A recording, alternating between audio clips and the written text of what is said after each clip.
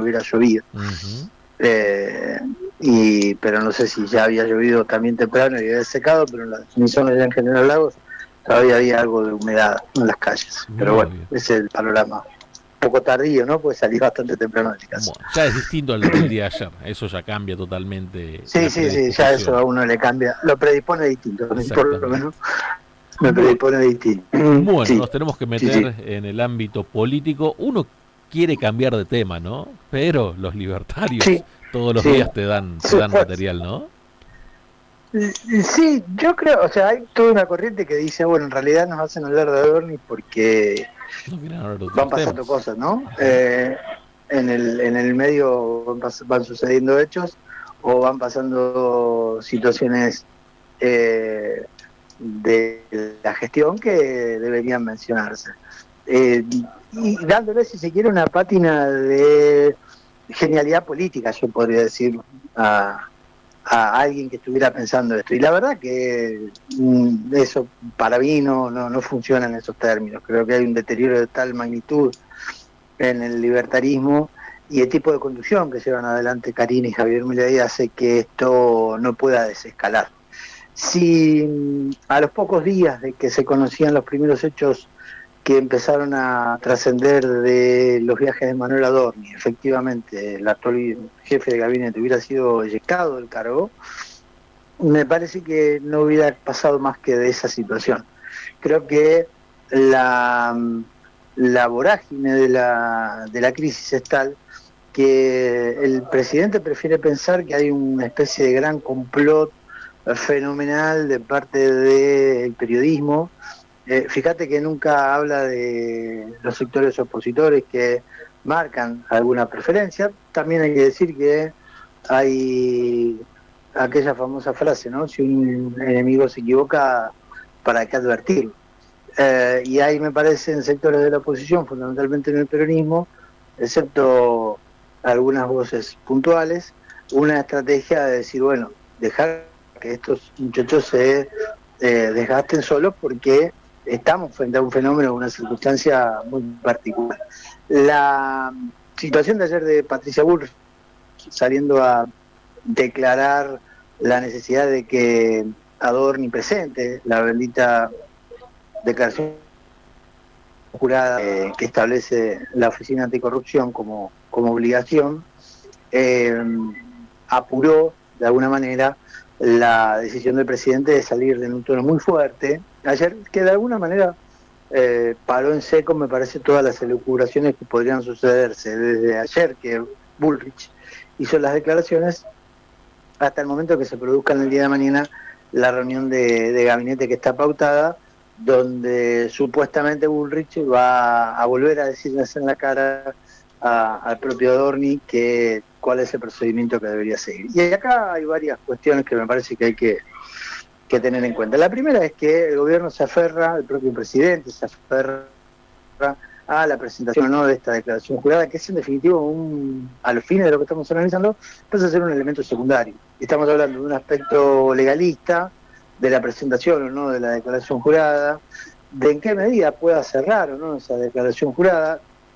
Yo tuve, por cuestiones laborales, la hice a ese modelo, no para mí, pero sí para un superior mío, hacía durante varios años hice ese modelo de declaración jurada, y lo que hace la declaración jurada, que un poco lo que dejaba trascender ayer Bullrich también, si ya la hizo el año pasado, lo que hay que hacer simplemente al año siguiente es completar las novedades que puedan ir produciéndose. Bueno, toda esta demora que se ha dado en este tiempo habla de, en cuanto a que Adorni no lo ha presentado la declaración jurada, él agrava el grado de sospecha. Pero en realidad lo que está tratando de dar el gobierno es una respuesta legalista a un problema estrictamente político. Cuando el gobierno dice la va a dar de manera adelantada la declaración jurada, donde explica todo, en realidad y no explica alguna declaración jurada de estas características, dice los patrimonios que tiene y a lo sumo podrá decir el origen puntual de una herencia, que es lo que se deja trascender de parte de las voces libertarias por estas horas respecto a la explicación de los fondos que ha manejado Manuel Adorni. Acá lo que hay es una serie de irregularidades que bordean lo ilícito y que los distintos testigos en la causa lo han dejado en un lugar muy incómodo.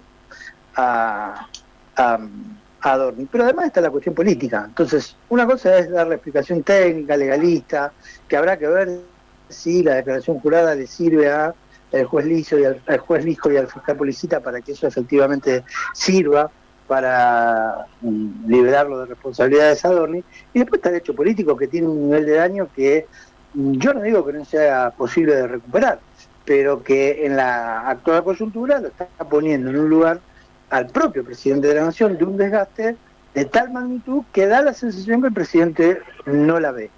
Y no la ve porque, y acá entra una pregunta que sería tal vez interesante trasladarla a los oyentes, ¿en qué medida a Javier Milei no le están escribiendo el diario, no de Irigoyen, pero sí el diario de Milei, pese a que la información fluye y circula? Digo, ¿en qué medida el propio Milei se construye una propia realidad para justificar una serie de cuestiones que tienen que ver con, de alguna manera, no dar el brazo a torcer?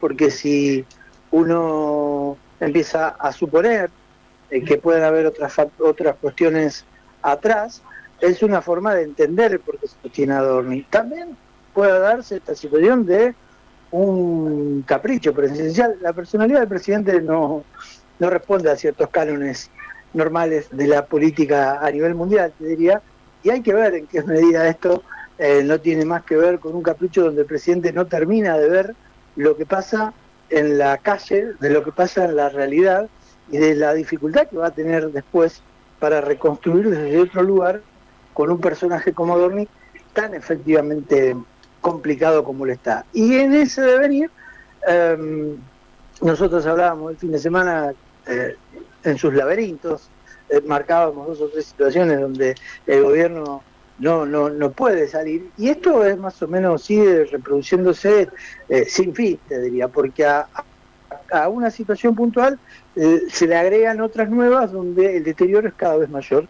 Y lo de ayer del presidente, en el tono, en las formas, en las afirmaciones, creo que es más lo que le resta que lo que le puede servir. Sí puede a su favor decirse que indudablemente como jefe político, como parte de una bijefatura política que mantiene con su hermana, me parece que ordenó las declaraciones de ayer, la terminó ordenando la propia Bullrich, que dicen todos, hay mucho enojo en el entorno de Karina Milei, dejan trascender con el procedimiento de Bullrich, que no es nuevo a lo que ha hecho históricamente Bullrich en su carrera política, pero que ha generado indudablemente mucho malestar en el mundo libertario. Bueno, la definición de ayer de Milei eso lo ordena, pone las cosas en otro lugar, y habrá que ver qué sucede a partir de mañana viernes en esa reunión de gabinete. Se le va a hacer muy dificultosa a Bullrich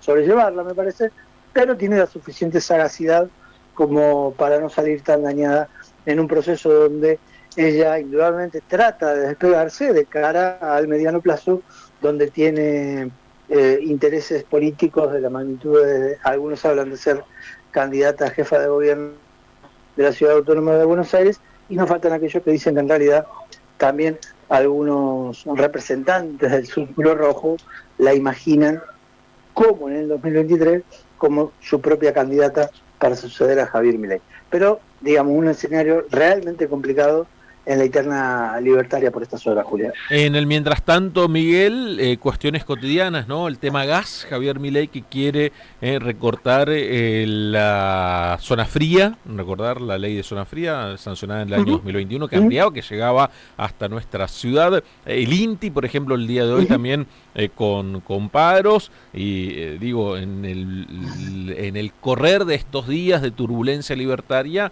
se están dando diversas situaciones que van a impactar en un mediano plazo. En el mediano plazo no se está hablando de lo que puede ser un hecho político que habrá que prestarle mucha atención, como es lo de las universidades y la movilización que se prepara para el 12 de mayo. Aunque esa movilización, esto lo ponemos como una adenda. Atención a que esa, según cómo se van desarrollando los hechos, de acá a ese día martes, obviamente con el tema de Adorni en determinado plano, cuidado que eso no termine siendo un factor que aglutine muchas más cosas de las que ya de por sí aglutina con la lucha de los universitarios en esto de que se cumpla efectivamente con la ley. Ahí hay un punto que tener tal nivel de deterioro económico, con un deterioro político de parte del propio gobierno y una movilización que aparece a todas luces en la previa como hipotéticamente masiva, bueno, puede ahondar todavía más en esa masividad y dar señales en determinados sentidos que efectivamente no le convengan al gobierno. El gobierno como que tiene, y fundamentalmente Javier Milei, tiene una serie de formas de manejarse en términos políticos que tiene que ver con, yo diría, celdas. ¿Viste? Cuando vos tenés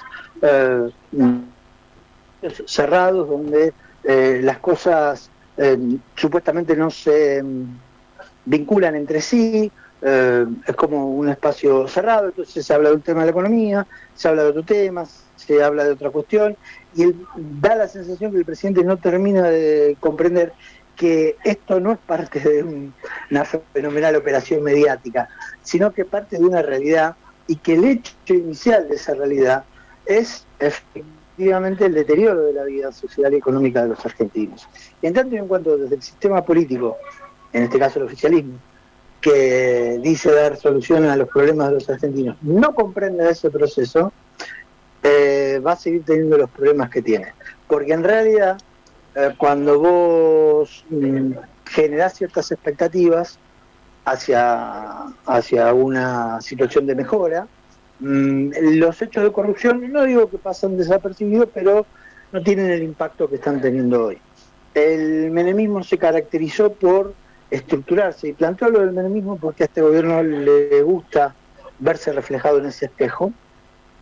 El menemismo puntualmente se ufanaba de viviendas, propiedades, un gasto, un despilfarro, desde Carlos Menem hasta lo que podían ser las segundas y las terceras líneas de gobierno. Los que no nos cosemos con el primer hervor, recordamos lo que eran las tapas de revista Gente, las tapas de las revistas Caras, la forma que se estructuraban ciertas noticias y cierta construcción de sentido en el menemismo.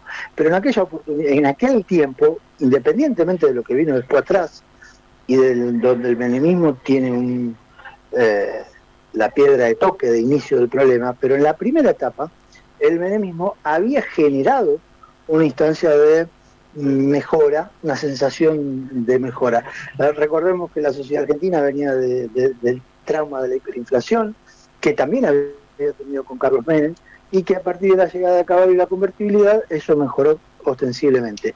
Durante ese lapso, el menemismo pudo mostrar determinados avances en la sociedad, cierto bienestar, entre comillas, y una buena parte de la sociedad acompañó a ese proyecto político, pese a esa corrupción que imperaba, que estaba a la vista, que nadie podía hacerse el tonto que estuviera medianamente informado, y llegamos al punto de que Carlos Menem, sospechado severamente de casos de corrupción, es reelecto con el dato del 15% de desocupación en la Argentina, que luego nos enteramos que al momento de la votación era del 18%.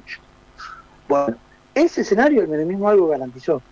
El libertarismo no está garantizando nada a la sociedad argentina. Lo que le garantiza es un odio y es la expectativa de un futuro, la venta de un futuro que cada vez, como el horizonte, se corre más y que no logra resolver ninguna cuestión más allá de el encono que pueda tener cierta parte de la sociedad o los tiempos que vivimos donde ser un empleado del Estado es una mala palabra, ser un jubilado es una mala palabra, ser un discapacitado es una mala palabra, excepto esas circunstancias que impactan y quieren llegar a ciertos sectores de la sociedad, no está garantizando ningún logro de los que ha prometido el libertarismo. Por lo tanto, ahí está la matriz de esta situación.